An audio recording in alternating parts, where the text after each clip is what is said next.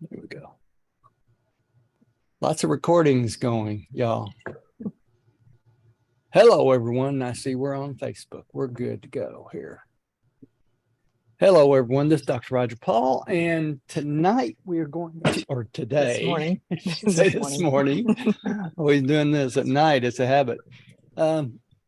We're going to start paper 121, The Times of Michael's Bestowal. And this is really the beginning paper of the life of Jesus. Okay.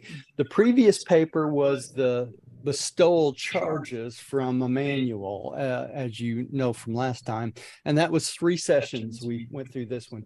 It'll probably take 2 to 3 sessions to go through each one of these papers. So I'm going to take a little bit of time out beginning out this morning before we start this long process of going through all these papers to make a few comments, okay, so that I clear up some things that's going on online and that sort of thing, especially on Facebook.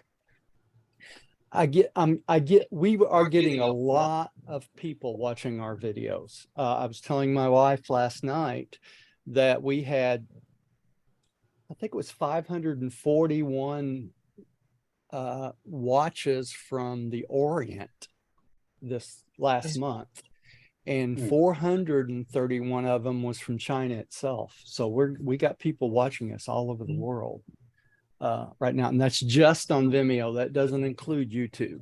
So just let y'all know. The thing I want to mention about Facebook, though, is these videos go live on Facebook as we're talking each week, and I've been working out some ways to record this and that sort of thing, so they look different from time to time. But I want to mention one thing. When people hear this on Facebook, if you're watching it with a friend or something and you want to be able to see it on Facebook, you're going to have to send me a friend request so that you can go out on your own to see them on your own. Now, I have been accepting all friend requests on Facebook with the exception, and I want to make this clear, with the exception of people that have pictures that are sexually suggestive, because this is a religious group. This is a religious site I have. And I am not interested in getting emails from people and things like that, suggesting things to me. I'm too busy to do this. The other thing I want to mention about this is this. I work on the computer almost daily to prepare for the meetings and that sort of thing, put the meetings online, program the site and that sort of thing. And I want to make it clear that when people message me, I can't stop working. And there's just too many people messaging me that I could respond to each and every one. So it's not that I'm standoffish or anything like that. It's just impossible for me to do work if I have to respond to thousands of people talking to me at the same time. So that's why I don't respond to most of them. Occasionally I'll see something that will come up that I need to respond to, like the stuff that's going on in Pakistan. It's horrible. But I have several ministers over there. I found out that there's been 24 more churches burnt this week, and people are starving over there. So anybody financially that can help them out there that's listening to these videos, please do so. But I do want to make it clear that I can't respond to every single person on Facebook. It just takes too much time, and I need the time to study so that I can teach. That's just the way it is. Another thing is I changed my picture because I look so different from the way I used to. I was 260 pounds when we started having these meetings. So I was a pretty good sized guy, right? So after my accident, and I had surgery twice, y'all all know that I had a rod put in my shoulder and I had to have my chin repaired from the muscle splitting from the accident. So I look different. I look younger because they literally had to pin up my skin on my chin. And so that's why I look so different than I did back when we started these videos. So if you look at the old videos, I'm a big guy with a beard, and the newer videos, I'm not quite that big anymore. I'm down about 65 pounds. Yeah, thinned up. That's because of my wife. She wanted me to look better. So Oh, I like you any way you are, honey. So anyway, I am going to stop the share too. And since we're starting a new program here of a new area, I want to point out a few things to people that are just beginning to join us, because we're getting new people that's going to just go through the life of Christ with us. So there's a couple things I want to point out. Let me stop the share here for just a second. And then let me point out a couple things. Let me share the screen to a different screen. Let's see, I don't have it up. Let me bring it back up. What I want to do is show everyone the website, if I can get to it here. Here we go. I'm still messing with this Macintosh a little bit. Stop this for just a second. Let me get it on up here and then we will go there. Okay, now I can share it, I hope.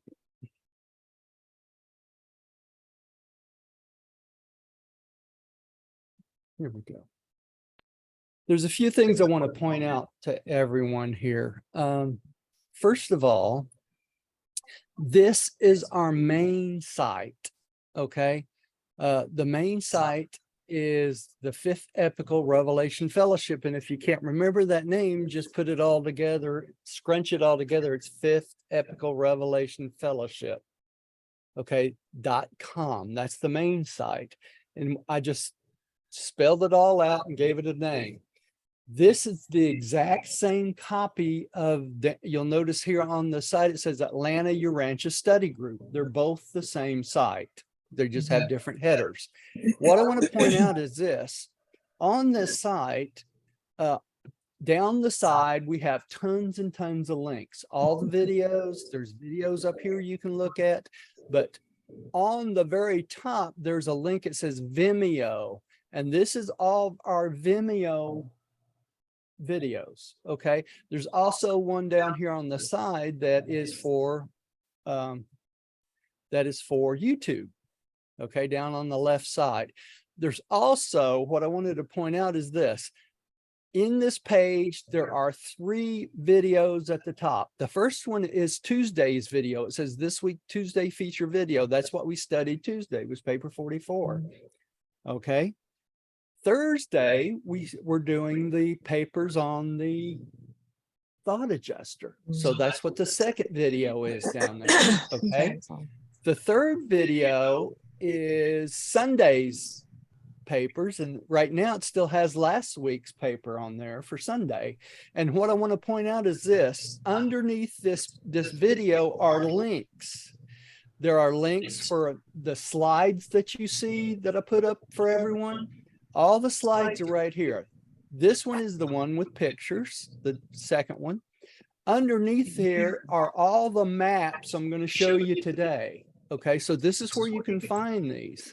You'll not only see them in a lot of these slides, but the individual maps are, the links for them are right here. Also, there's a link for this week's video and then the channel, which is added to this week's video, excuse me. When I do this after the meeting today, this will say UB paper 121 instead of 120. There's also downloadable versions of MP4 files of the videos. There's a YouTube link for today's video, and then just an audio only link. Okay, so that's why I wanted to show this to you. And you'll see here on the side, there is channels for every single paper. We have had presentations of every single paper in the book. So if you want to study the entire book, you can go through these videos. The older videos, they're not as good as the newer ones, but they are out there. There's also YouTube links for every single paper. Okay, because we've been doing this since 2011, right? There's people that's still with us. Rodney's still with us since 2011. Pam's still with us. So believe it or not, people hang in there. Okay, so that's what I wanted to point out. The other page that is exactly like this is the Atlanta Urantia Study Group. And if you click on that link, you'll see it's the same thing with a different header. Okay. And I keep them updated right after the meeting. I spend 3 or 4 hours. I program the stuff on there. So it's usually on there the same day or at latest the next day. Okay. Unless I run into something. Okay. So wanted to let everybody know that's where all that is. Okay. So let's do a new share here. Let's share the video we're going to talk about today. All right. And on this one, let's get started. If I can, here we go. Oh, let me go back up here for just 1 second here before we get started on this. You'll notice on this paper, it says paper 121 times of Michael. And on the very first page of these slides, which you can download, would y'all like me to show you where you can download a program to see these slides if you don't have Microsoft? Yeah. Okay, well, let me stop the share again and do a new share again. Hang on. We'll go back over to, there we go. Nope, I think I had it on this one. There it is. Okay, let me lower this one and click this again. Okay. On either one of our websites, the Atlanta Urantia Study Group or Fifth Epical, there is a link at the very, very top. You see where my pointer is up here? At the very top, there's a UB study slides. And on this page is every single slide that I made over the last 12 years. Okay. It's groups of slides, and there's a group of slides for every single paper in the book. Okay. This project right here took me 3 years just to finish just the slides. Okay. Rodney remembers when I was doing this probably, but on this page is a download link right here. You see this? Yeah. And this is a free version of a program. It's called Open Office. I'm going to click on it so you can see what it looks like. And under this is the Apache Open Office files. And on this, you can download a Macintosh version. You can download a Windows version. You can download a Linux version. Okay. If you download this, it will give you a program that's got a Word program. It's like Word. There's also a program to look at slides, and it's absolutely free. You just download it and install it. Okay. So for y'all out there that can't afford to buy the Windows program, you can go out here and get this Open Office program for free and see all the slides, see all the documents that we talk about. And I've used this for years. It works really well. The other thing, and that's at openofficedownload.org. And so you'll notice here, it's already had 350 million downloads. So a lot of people use this, right? Yeah. All right. So I wanted to point that out to y'all too. Let me get rid of both of these and stop the share. And I'm going to reshare again. We'll go back to the slides. Okay. Let me get this back over here. Redo this. Okay. All right. So now we're ready to go. What I wanted to point out though is this link on the very first slide goes to the original time we did this presentation. I think it was 2011 or 13 one, I'm not sure. But after we get done with all of our classes, the new classes, I will add it to this so you can get to the class we did right from the slides. Make sense? There's a link, you just click on it and it'll take you right to the class. Okay, you have to hit the control and click on this though. Okay, so that's now I'm done with all my explanation for today. That what took 15, 20 minutes to do that. But we won't have to do that again for a long time. Okay, so let's start out here. And my lovely wife is going to start reading tonight, right? 12101. Acting under the supervision of a commission of 12 members of the United Brotherhood of Urantia Midwayers, conjointly sponsored by the presiding head of our order and the Melchizedek of record, I am the secondary midwayer of one-time attachment to the Apostle Andrew, and I am authorized to place on record the narrative of the life transactions of Jesus of Nazareth, as they were observed by my order of earth creatures, and as they were subsequently partially recorded by the human subject of my temporal guardianship.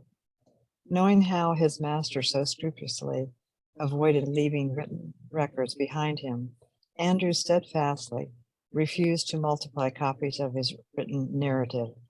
A similar attitude on the part of the other apostles of Jesus greatly delayed the writing of the Gospels. Okay, many people don't understand where the Gospels came from, do they? They were written almost 60 years after, 60, 70 years after Jesus had passed. All right. And what's important about this very first paragraph out of the thing is several things. First of all, you'll notice here it says acting under the supervision of the 12 members of the United Brotherhood of Urantia Midwayers. I need to explain what that is. The United Brotherhood of Urantia Midwayers came into being because there was two groups of midwayers. The first group of midwayers, the primary midwayers, came from the Calagasta 100 mating. Okay. Every fourth child that they had was a midwayer. Okay. They were invisible. Nobody could see them except for their parents and the Calagasta 100 and Calagasta and Dalagasta themselves and the angels, of course. But they were outside the sight of human vision. Okay. Especially the primary. Now, the primary midwayers, I believe there was about 50,000 of them before they finished, 40 to 50,000. I can't give you an exact number. It's been so long since I read that paper.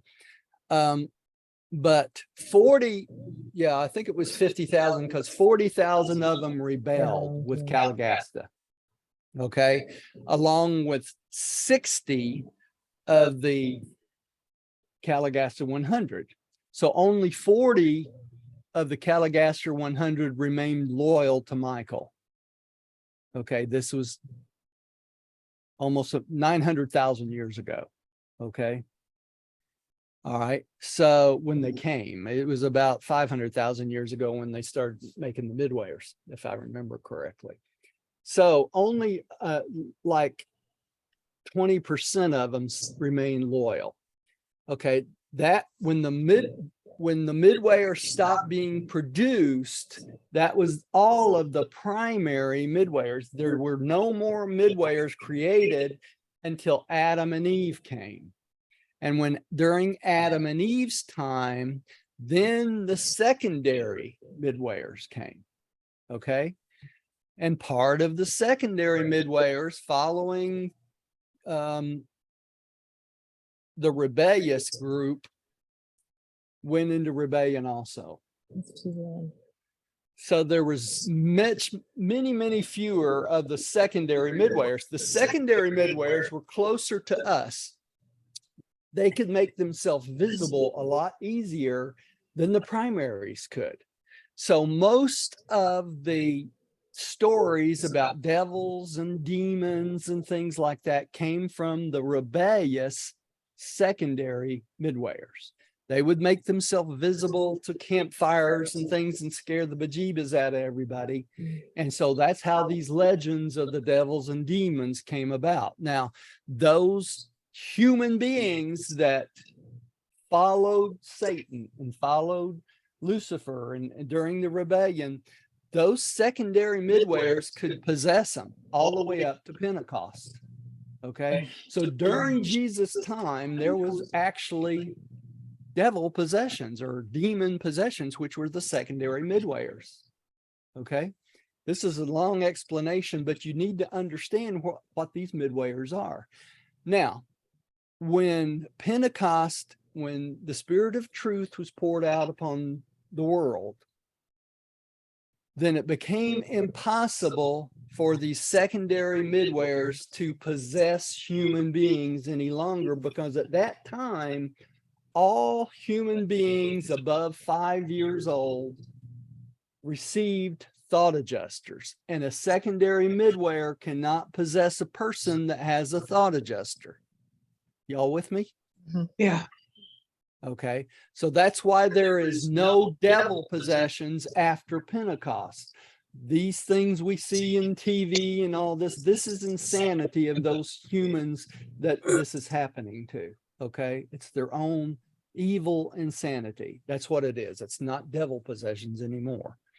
Okay, so there was a small number of secondary midwayers after Pentecost, because the primaries were taken away in chains and taken to the Father's prison world, okay, along with the primary midwayers that rebelled.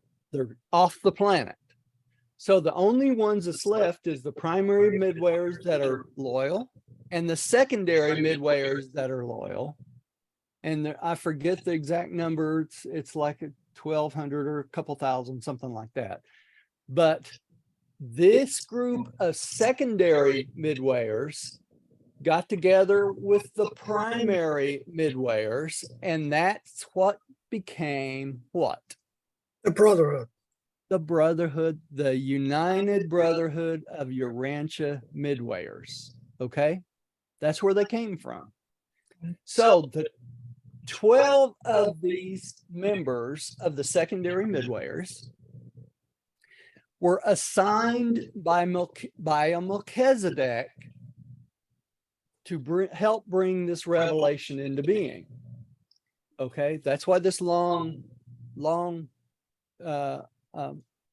explanation. And the Melchizedek of record is talking in this slide. Okay, he was in charge of all the midwayers for this thing. And what they did is they had a secondary midwayer that was attached to the Apostle Andrew. The Apostle Andrew was the head of the apostles, not Peter. Peter was the head preacher. Andrew was the head apostle. And that was the case until the death of Christ. Okay, so Andrew was the head kahuna of all the apostles. When Jesus died, Andrew felt that it was best that he turn everything over to his brother, who was Peter. Okay, Peter was a better preacher than Andrew was. Andrew was never good at preaching. He was an administrator. Okay, so this narrative was from a midwayer and probably angels that were assigned to Andrew to record every single thing that Jesus did, said, and happened to him. Okay, so that's why this record is so extensive. Now, the other part of this paragraph that's important is this. Andrew would not create a narrative for 60-some years, because knowing the master when he was alive, he refused to write anything down, because he was afraid that if he did write anything down, that these objects would become idolized. Okay, so when he got ready to go on his mission after his baptism, what did he do? Rodney knows this. Tell us what he did, Rodney. He went back home and destroyed anything he had written on. That's right. Anything and everything that he had written on. All his drawings, everything, anything that could be used for idolistic purposes was destroyed. So knowing how the master did this constantly, he wouldn't write on anything. If he wrote on anything, it'd be in the sand and then he'd destroy it, right? So knowing how the master felt about this, did what? He wouldn't write anything down. Okay. So John Mark, y'all remember Mark from the story in the New Testament and the story in the Urantia book?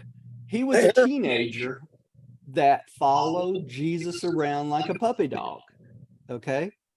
So when John Mark got older, he went to Andrew and asked Andrew to relate everything that he could remember about the life of Christ.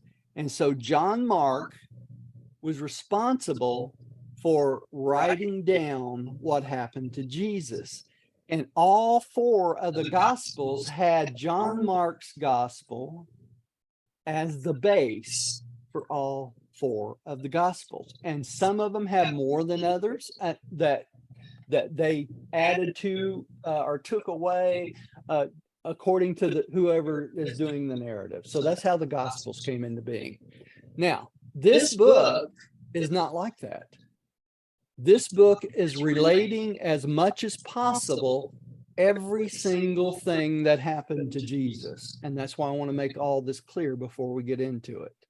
That was a long explanation for one paragraph, wasn't it? No, it's interesting though. I mean, that is actually how it happened. Yeah. But that's exactly how it happened. Okay, so let's move on.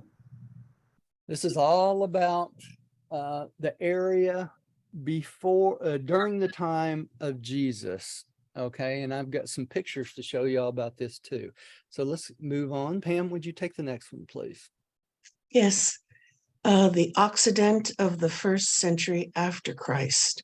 Jesus did not come to this world during an age of spiritual decadence. At the time of his birth, Urantia was experiencing such a revival of spiritual thinking and religious living as it had not known in all its previous post-Adamic history, nor has experienced in any era since. When Michael incarnated on Urantia, the world presented the most favorable condition for the Creator's Son bestowal that had ever previously prevailed or has since obtained. In the centuries just prior to these times, Greek culture and the Greek language had spread over the Occident and Near Orient, and the Jews, being a Levantine race, in nature part Occidental and part Oriental, were eminently fitted to utilize such cultural and linguistic settings for the effective spread of a new religion to both East and West. These most favorable circumstances were further enhanced by the tolerant political rule of the Mediterranean world by the Romans. Okay, so I found this on the West. The people circumstances were Sorry. unlike what people think is happening during the time of Jesus, this was a time of spiritual awakening for the world. And according to this, there's not been a time of spiritual awakening since the time of Jesus, since this happened before or after. Okay, so this is like the perfect time for Jesus to come to the planet, or Michael to come to the planet and spread the word of God the Father and the brotherhood of man. It's the perfect situation. All the things came together. And even today, we don't have the spiritual awakening that they're talking about. Okay, so it was like the perfect time on Urantia. And what I wanted to show y'all is this. During this presentation, we are going to see maps like this one. All of these maps were originally, most of these maps were originally created by somebody in the foundation or the fellowship, one of the two. I'm not sure which. It's been so long since I got them. What you see here is what I added to them are the lines, and you're going to see in a little bit, I've also added quotes and things like this. Let me unshare this for a second and see if I can get another one up here in its place. Well, it's not going to let me do that, is it? Well, let me share the screen. Yeah, maybe it will. Okay. There we go. Okay. These are slides. This is a slideshow called The Land of Jesus. Or, no, this is the one that follows Jesus in maps. Okay. And there are 120, I think 120 slides. And what I've done is I've added, no, I went back, didn't I? I still got to the original, went back to the original one. Let me show you all this way. Since I'm already, well, I'm showing two different things here. There we go. Let me see if this changes it. Can y'all see that change? Okay. All right. This is a slideshow. It's got 115 slides in it, and it shows the area in which Jesus lived. This first slide is what they consider the Occident. Okay. The Orient would be over to the right of it, and that would include China, Japan, the islands, Vietnam, India. All of those are considered part of the Orient. This is what's called the Occident. And this first slide, you'll notice there's lines here, and I've got some cities on this. This is the trip that Jesus took to Rome, okay, before his ministry. You're going to see multiple slides through this. The first slide I have for each one, this is the birthplace. You'll notice there's no lines, right? But it's got some writing on it. It tells you what period of time it is. Then I have where Jesus was and the quotes from the book of about when those are. Okay, so you can follow Jesus's entire life according to what's in the Urantia book, the time and place. The reason I did this is because you can track it with these lines. He started out here, then went to there and there and there and there. That's why I did this. Okay. Now we're going to see these all the way through this study. Okay. All right. So I am done with this one. Let me get rid of that one. Okay. And let me show you the others. There's a couple other slides I have in here, which I want to show you. This is maps of the Holy Land. Okay. This one. See if I can bring it up. That's the wrong one. Maps of the Holy Land. And in this one, there's 14 slides, and this is different views of the area that Jesus lived and what was close. And as we go through these are handy to look up some of the early cities because they don't exist anymore, many of them. Okay. Now, if you look at this, this is what's considered the Fertile Crescent. Jerusalem is right here. Bethlehem is on this side. Galilee would be right in here somewhere. The other thing that's interesting about these is you see this little island here called Cyprus.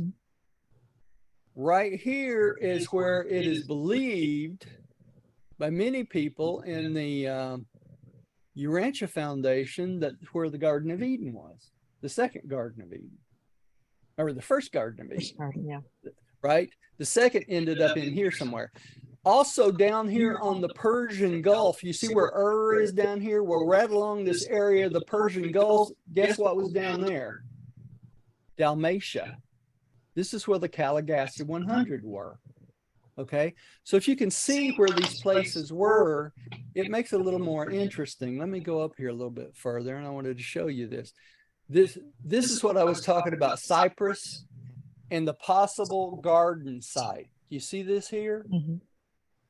this is where many believe that the Garden of Eden actually connected to the mainland. Okay. And then after it sunk, it looked like this. Okay. So this area in here is what sunk into the sea. Okay. That's why I put these other slides in here. You can look at these at your own leisure. This is the maps of the Holy Land. Now there's one more. And that is this one right here, which I want to show you. And I got a picture of this in the other one too. These are maps of the land of Jesus. And the reason these are different is these are different periods of time. Before Jesus, and then some of them I think are after Jesus. But you'll notice up here in the corner, it says, this is Palestine during the time of Joshua and the Judges, which was about 1230 to 1125 before Christ, BC. Okay. Notice here, this is later. This is 953 to 722 BC. Notice the kingdom of Israel, how big it is. Yeah. Okay. It just shows you the change over a period of time. Okay. This one is a picture of the 12 tribes, the original 12 tribes. This shows Israel after the tribes meshed together more. Okay. And there's some other interesting maps in this. You can look through these, the kingdoms of the different kingdoms and Judas and the kings and stuff like that. So let me kill this one. Okay, here we go. One more share and we're back to where we started. Here we go. Now we're back to where we started again. Okay, here we go. So this is where we're at, the maps of Jesus. Go down here, and these are some of the pictures I just showed you. Okay, and these are all in this first set of slides on this first paper. Okay, so you can look through those and you'll get a pretty good idea. I wanted y'all to see the difference between the Occident they're talking about and the Orient. Okay, if you can picture it in your mind, it makes more sense. Okay, so let's keep moving. We're going to get through 3 slides anyway. Yeah, Gary. Go ahead, Gary. I just want to mention, I've often wondered why Jesus waited so long for it to come, because Melchizedek came and, came to Abram and, saved us from the light of a single deity being extinguished. Yes. On earth. And the fact that you brought out that at this time of Jesus's bestowal, this was the cultural time when we were the most religious, basically the most receptive or open-minded into this garden, yes, this situation. So that would, to me, kind of explain why Jesus waited for so long, and he didn't come when Melchizedek came. He waited for the right time. Yes, he did. And, interesting side note on that is Melchizedek actually, and people call it Melchizedek, it depends on who you listen to, but he actually landed on the Holy Mount. Y'all know where that is, right? In Jerusalem. Jerusalem, the Holy Mountain Jerusalem, which the Muslim consider the most holy place in the world, right? The Holy Mount. That's where there's a Muslim temple now, or Muslim mosque. That is the mount where Melchizedek actually appeared. Okay, so that's why Jerusalem is so important for both the Christians and the Muslims. Okay, they both want to claim the Holy Mount, and Jerusalem, the Holy Mount, was where the original Jewish temple was built, and it was destroyed. Okay, so a lot of stuff going on there. Also, I believe it was 1980 years or something like that. before Jesus that Melchizedek came. So there was a couple thousand years, almost a couple thousand years there between Melchizedek and Jesus. So really, Melchizedek planted the seeds with Abram, who became Abraham, right? Abraham's descendants were the ones who, well, actually what they called mother in Egypt was actually a descendant from Abraham. Okay, so Moses was taught the ways of the priests from Abraham. So when Moses took the group of people out into the desert and all that, he had been trained all his life growing up by someone who was trained by Melchizedek. Make sense? So you see where it all fits together. All right. So by the time Jesus came, the best concept of God the Father was of whom? Yahweh, the concept of Yahweh. And that was the concept of the Jewish people. So that's why out of the three families that the angels researched for Jesus to be born in, the three families, there was three families they chose, and then Michael left it up to Gabriel to choose the best family for him to be born into and do his bestowal. And that's how it ended up with being Joseph and Mary. A lot of information here, right? Okay, let's go on. Lech, would you take the next one, please? Okay. This entire combination of world influences is well illustrated by the activities of Paul, who, being in religious culture a Hebrew of the Hebrews, proclaimed the gospel of a Jewish Messiah in the Greek tongue, while he himself was a Roman citizen. Okay, if we understand the background of Paul, a lot of things that Paul did makes a lot more sense. First of all, as he was growing up, he was a Roman citizen. He was in the Mithric religion, Mithraism, okay, which was very popular for the Romans. All right, much of the same tendencies of that pagan religion was adopted by the Christian church because of Paul, okay, because he grew up in that, okay.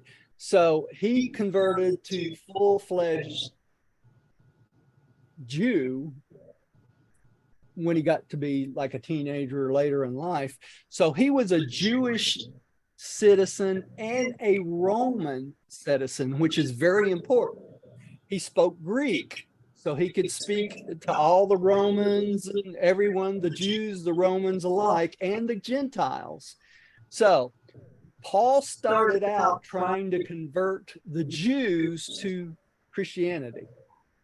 And that's where this whole concept of the sacrificial lamb comes from. All right. He was trying to teach them that Jesus was the ultimate sacrifice, the last sacrifice. Okay. When it didn't go over so well, what did he end up doing? He ended up going to the Gentiles, and he taught the Gentiles. So much of the early Christian church were the Gentiles. It was the poor and the slaves, okay, because that was the easiest to communicate with. So Paul was in this perfect situation, being a Roman citizen. They couldn't just come in and execute him like they did many of the Christians.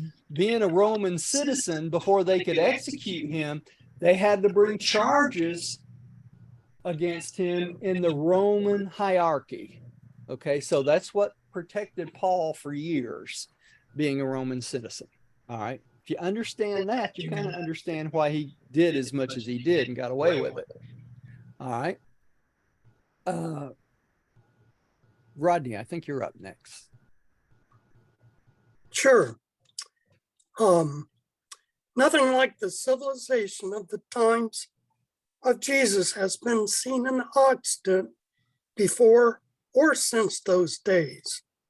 European civilization was unified and coordinated under an extraordinary threefold influence: the Roman political and social systems, the Grecian language and culture, and philosophy to a certain extent, the rapidly spreading influence of the Jewish religious and moral teachings.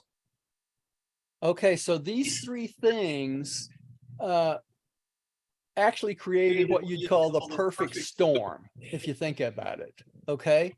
Because Jesus was born into a area that had a stable government. And that's very important to understand.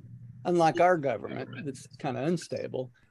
But Jesus was born into a time that the government, the Romans, as much as they were hated by the Jews because they felt like they were occupying their space, the Romans had a good political system to control people. So basically, because of that Roman control, it was safe to travel on the roads. The caravans could go through. There was trade between the Orient and the Occident constantly. Even the caravan that Jesus ended up going into as he got older was possible because of the Romans. Okay, even though the Jews were attacked quite a bit along the way, so they always traveled in groups. Okay, so that they would be safe. But the Roman political and social systems made it a lot safer for them to live than the time that was before that. Okay. The other thing is the Grecian language and culture and philosophy. Because of the spread of the philosophy, there were a lot of great philosophers right before Jesus' time. So because of this, the concepts of philosophy and religion had expanded greatly right before Jesus got there. Okay, so it made it right for the message of Christianity. Okay. And then, of course, the spread of the Jewish religious and moral teachings. The Jews were the most religious and moral group on the planet. Okay. Moses set up, what was it, 420 laws that they went by, so they were a very ruly people. You just didn't go, didn't go out and do things haphazardly. All right, so let's go on to the next one. Let's see here. Gary, would you take the next one? Okay. When Jesus was born, the entire Mediterranean world was a unified empire. Good roads, for the first time in the world's history, interconnected many major centers. The seas were cleared of pirates, and a great era of trade and travel was rapidly advancing. Europe did not again enjoy another such period of travel and trade until the 19th century after Christ. After World War II, right? Yeah, Can I ask a Gary. question? Yeah. You mentioned earlier that Moses was a direct descendant of Abraham, and he was taught by Abraham or his family or his his Abraham. His and mother. he was- They talk like she's his mother, but she was really his assigned mother, and his assigned mother was I think the sister of a direct descendant from Abraham, and so she taught him all the concepts of Melchizedek in Egypt. Oh, that's how that came about. Okay, because he was put in a basket and he was taken. Okay, that's how I couldn't connect the two. How he could be in Egypt and Abram in Palestine. Yeah, this was his adopted mother. Yeah, adoptive mother, I guess you'd say. His adopted mother, who was his babysitter, basically. Basically, and he grew up in the court of Pharaoh. Right? Yeah. Okay, so he had a very good education. Everything about his life was the perfect storm, as they say. Because his mother his adopted mother taught him all the concepts of the Jewish and the Bedouins, along with the teachings of Melchizedek and Abraham. And so when he got to be a full-grown man and he realized his heritage, he realized he couldn't be comfortable stepping into the Pharaoh ship, which his dad, the Pharaoh, wanted him to do, you know, who was his adopted dad too, right? So, so that's how he ended up taking the Jews away from Egypt. Okay. We don't see that story when you talk about the 10 Commandments in the movies and stuff like that, you know?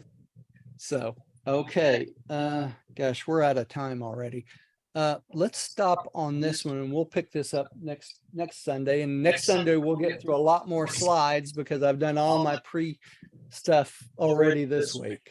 So if y'all bear with me, and we will get into this heavy duty. We'll move through this a little bit faster at that point. Called orientation. Orientation to what's to come, right? All right. And we'll get this more perfected as we go. The whole point of this is this. The original videos that we made about these papers, we did at my old house. And I had 2 screens, one with the paper itself that was pretty long. And then I had these slides, but you couldn't read them very well. They were on the wall. So doing it this way, hopefully in the recording, people will be able to read them better and follow along with us a little bit better. And I hope I can explain them a little bit better. Although I did watch the very first one yesterday, and the explanations on the originals are pretty good. You just can't see the slides very well. So, plus I was a big fat guy, you know. Now I'm a little fat guy. So, oh, okay, y'all. Let's have a little prayer and we'll quit for tonight. Whew. Talked a lot today, didn't we? All right. Sweetie, you want to close this in prayer? Okay.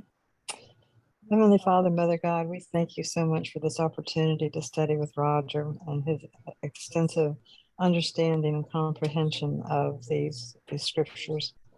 We are grateful to be able to put pieces together to understand how Jesus' ministry works and the circumstances that brought it to fruition. We are so grateful for life and for the opportunity to be here and to continue our life after this one. And we are full of faith and love because of the information that's been given to us to sort through things and to really understand the patterns of life.